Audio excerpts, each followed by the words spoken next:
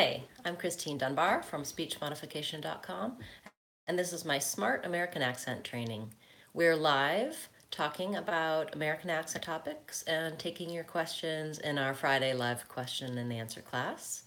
Each week we talk about a new topic and I give you a quick tip that you can use right away to start improving your American accent. Please feel free to ask questions at any time during the class. If I'm in the middle of saying something, I'll go back and check the chat and answer your question afterwards. You can ask me about pronunciation, words you have challenges with, anything related to the American accent, and any questions you'd like to have the answers to. Usually we talk about one accent topic in the class, and today I'd like to talk about some professional soft skills, talking about introducing yourself, making that great first impression, and making sure that your accent is not standing in the way of you being well understood and making a good first impression when you're meeting someone new. So we'll be talking about that today. I have over 300 videos on my YouTube channel and on my website about lots of different American accent topics. So you can go to my channel page, Speech Modification Seattle on YouTube, and use the search tools there to find answers to the questions you're wondering about.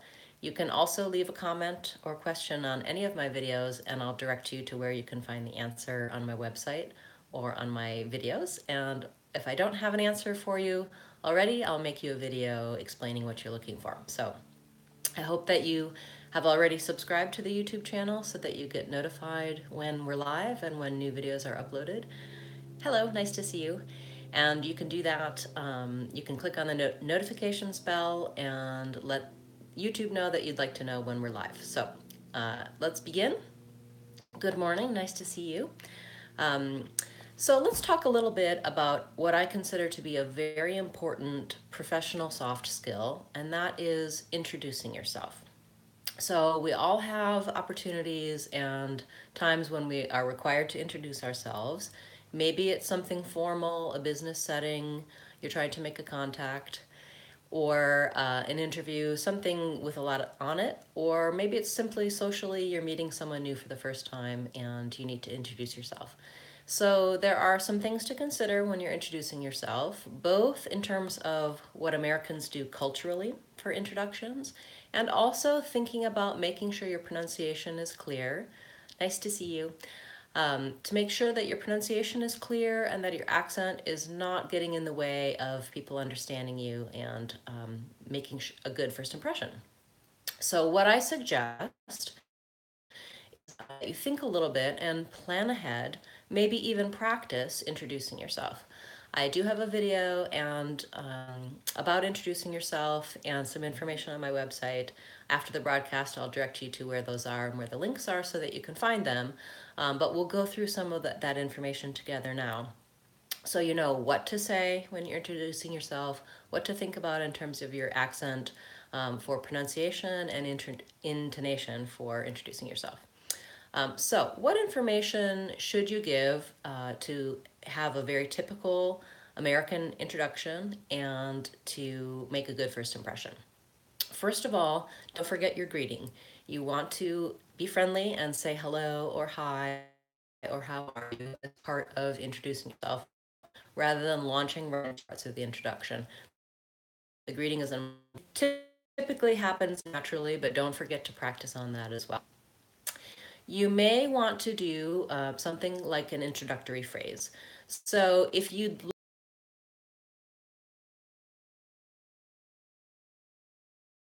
like to, the opportunity doesn't arise naturally, you can say things like, nice to meet you, or I don't think we've been introduced, or I don't think we've met. That naturally then leads the other person to introduce themselves or gives you the opportunity to give your name and introduce yourself. So think about some of those introductory phrases. I have those written out for you on my website and you can check those out, those and some other options. We've talked quite a bit about pronouncing your name so that Americans can understand you. You can see videos about that in my 30-day accent challenge and read about that on my website. My typical feeling is that you should give your name exactly as how you pronounce it in your native language and how your name should be pronounced. That being said, it can sometimes be helpful to have an idea of the challenges Americans might have in saying your name. and to pronounce it in a way that will help them improve their ability to hear and understand your name and to pronounce it. So you can learn some more about those techniques in my other videos, but today I'm just going to say one way to start giving your name to make it the most clear is to give it twice. The first time, you're going to just say your first name. So for example, if I were introducing myself, I could say, "Hi there, I don't think we've met. I'm Christine." So the first time, I'm giving just my first name. Note, when I give my first name, in my name, the stress is on the first syllable, Christine. Chris is long, teen is short, Christine. Christine, actually. So I'm going to say Christine, second syllable stress, actually, since that's my first time I'm just giving my first name. Then I'm going to repeat. I'm going to give them another opportunity to hear my first name, and I'm going to add my last name. Why don't I start with both my first and last name? That's a lot of information for the person to hear and understand. And if I have a name that they're not familiar with, they may not know where my first name ends and my last name begins. They may have difficulty remembering all of that information. Also, when I do it this way, they have two chances to get my first name. So here's how I will do it. Hi, it's nice to meet you. I'm Christine. Then I pause. Christine Dunbar. Then I give my first and last name. Notice the second time I said that, Christine Dunbar, the stress was on the first syllable of my last name. So if I'm giving both of my names, in American English, we stress the last name if we're giving both names, Christine Dunbar. I stress it by lengthening on that syllable, holding it longer, and my pitch may go up a little bit. Dunbar, Christine Dunbar. If I'm just giving my first name, I do the natural stress pattern on my first name, Christine. Hi, I'm Christine. Christine Dunbar. So you can simply practice with your name, first name, then a pause, first name and last name, and think about the stress pattern that you're using so that it can be well understood. Again, you may have different rules. You may have different rules for stress patterns for names in your language. You may want to try to think about the American stress pattern in order to maximize the fact that having someone understand you. Any questions about that part so far, or anything else? Please feel free to ask. Okay, so we've talked about some of the first bits of information you need to give when introducing yourself. You're going to give a greeting. You may do some type of introductory phrase like "nice to meet you" or "I don't think we've met." Then you want to give your name. If it's a more extended introduction, and in many cases it will be, you're also going to want to ask the person their name. Now, they're probably going to give it to you without having to be asked. If you introduce yourself, give your name, it's natural for them to then give their name. But say they don't, and you need to ask. Some things you could say to elicit their name or to have them tell you their name is a simple phrase like, "and you are?" "And you are?" That's asking them to give their name. Or, "tell me your name again." That's one that you can use if you've already been introduced and you don't remember their name, or as a polite way to ask them to give their name. Saying "what's your name?" directly is acceptable, but it's less polite. It's more polite and formal to be a little bit less direct about it and to say, "tell me your name again." Even if you haven't heard their name before, it gives them the opportunity to, it makes it seem that you don't know their name, but you're not impolitely asking. Okay, so I've given my greeting, my introductory phrase, my name, I've found out their name. And then the last thing you want to do during an introduction when you're first meeting someone is perhaps give some information to orient the other person as to who you are, how they might know you, what your connection might be, or some information about yourself. Americans will often give something about their profession, their employment. I might say, "I'm Christine Dunbar from speechmodification.com." So I might be giving my company name. You might also give some connection. For example, you might say, "I work with so-and-so. I work with John." If the other person, you name a mutual acquaintance, someone that you both know. We'll go into a little more detail about some of those connecting phrases you can do. We have a question. Tell me your name again. Which word must I put the emphasis on? Tell me your name again, or tell me your name again. You would want to stress name. "Oh, can you tell me your name again? Can you tell me your name again? If I'm saying again, I want to stress the important word there, which is name. Oh, can you please tell me your name again? Tell me your name again. So name is lengthened and stressed. Excellent question. Thank you. I didn't point that out. You will see on my website that I've gone through on the phrases and I have you think about, you're welcome, have you think about which word to stress. We tend to stress the last content word in a phrase. So in that case, it's the noun name. Some other examples. You may have a connection with someone. Hi there, nice to see you. So I work with so-and-so if you have a mutual connection, or I'm so-and-so's sister, husband, brother. Or you may want to give more detail about, oh, hi, I'm Christine. I work in the marketing department. If you both are at the same company, for example.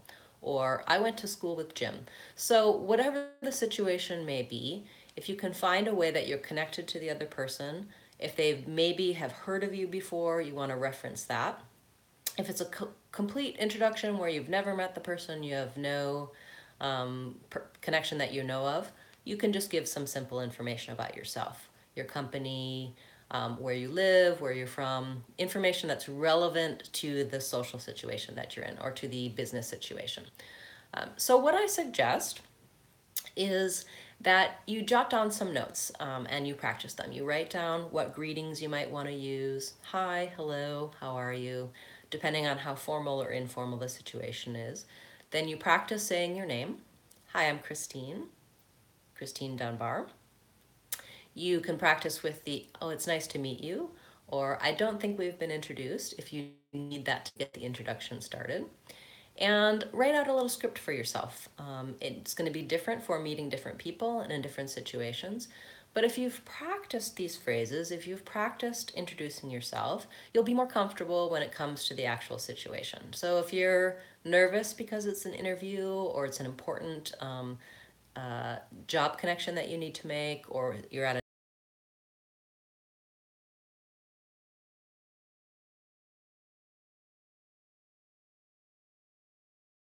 when the time comes. Remember to use your pausing. Remember to watch the other person's face and look for understanding, and to questions that they may say, the information that they have. It's always nice to make sure that you're saying it's nice to meet you after they've introduced themselves, so that you acknowledge that you've heard their name. I also recommend trying to repeat their name or use their name in the first bit of your conversation to help you remember their name. That can be a challenge for many people, myself included. And also to check and see that you're pronouncing their name correctly. If they mispronounce your name and they ask you for help, you can correct them. If they don't, you may just put up with them mispronouncing your name. That's up to you. Question is if there's a difference between introducing myself at an interview and when you're meeting someone. Probably. In an interview, you're going to be a little bit more formal. They probably already know your name because they've agreed to interview you. They have the list there. So in an interview, you're going to be more focused on giving some relevant information to the interview. You may not give both your first and last name in an interview because they, again, have your CV or your resume in front of them. So you might want to say, hello, I'm Christine. Nice to meet you. They're going to give that information to themselves. Okay, we have another question. Why do you say I still am confused instead of I am still confused? Like, she is a really good girl. She really is a good girl. In both those cases, I still am or she really is, if you're putting that still or really first, it's because there's some emphasis there. So the natural intonation pattern would be I'm still confused. I am still confused, with stress on confused. I still am confused implies that the still is the important part of that sentence, that it's ongoing. In both cases, it's ongoing, but you're emphasizing that fact in the second case. Or she really is a good girl. You're emphasizing really. In some cases, it's a choice of more colorful language, but typically you have your standard pattern and then the other one changes the stress, changes what's important. Good question. Thank you. So I hope I gave you enough information about introducing yourself in an interview versus when you're meeting someone. Um, Probably less information is needed to be given during the interview. You're just going to be giving your name, saying nice to meet you, doing the greeting parts. When you're meeting someone socially, you're going to be working more on making that connection.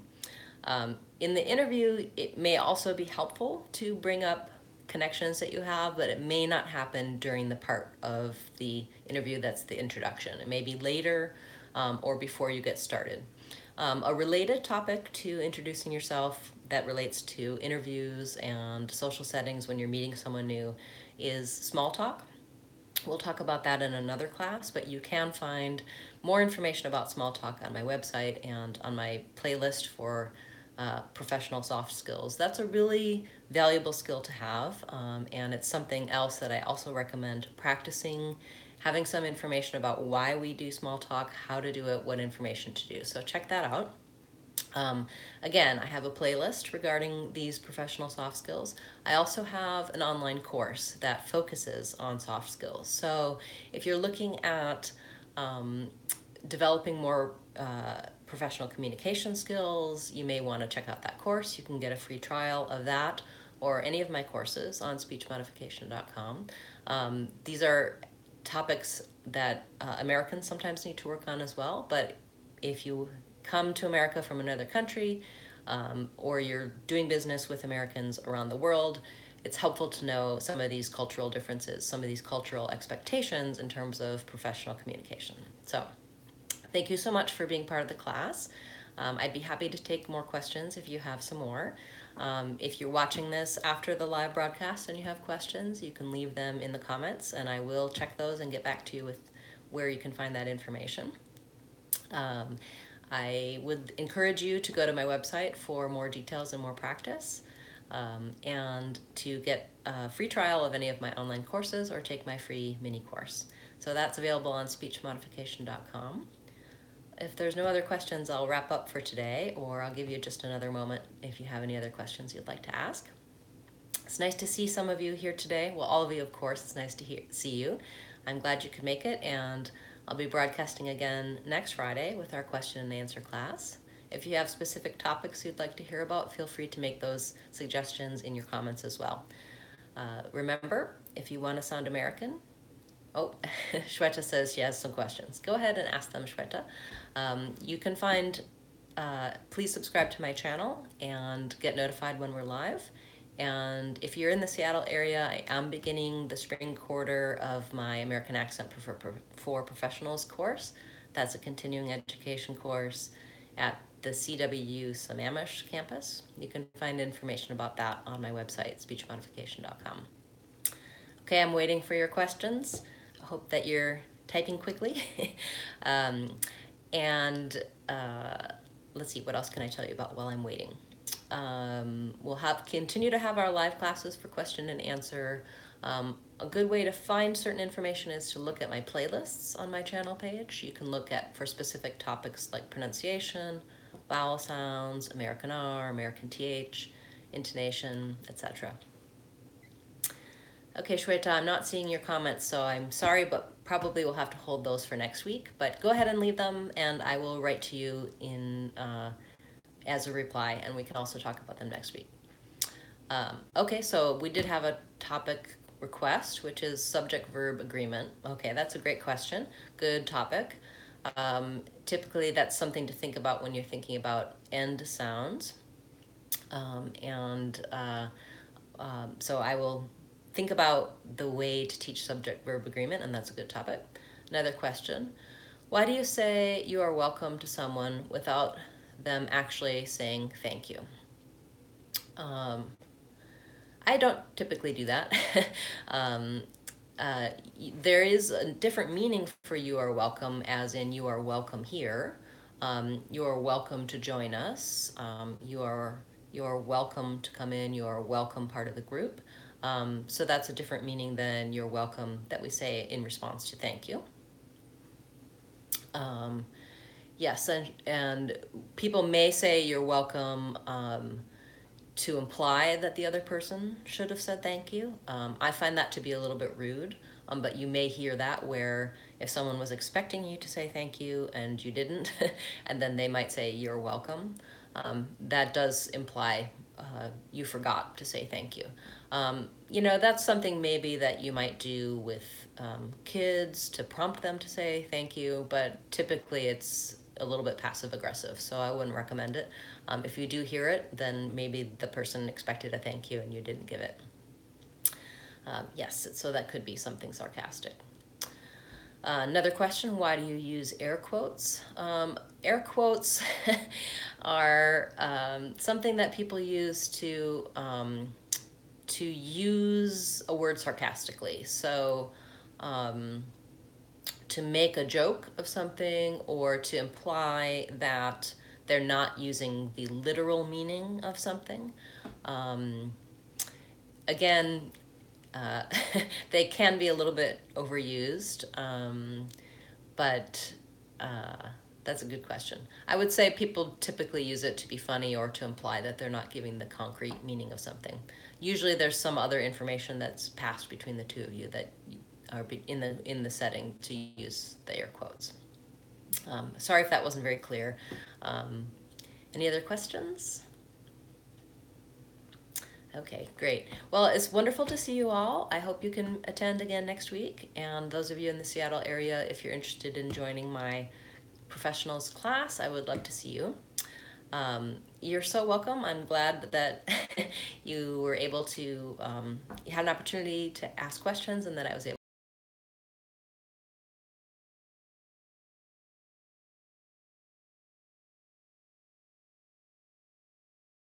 Speechmodification.com.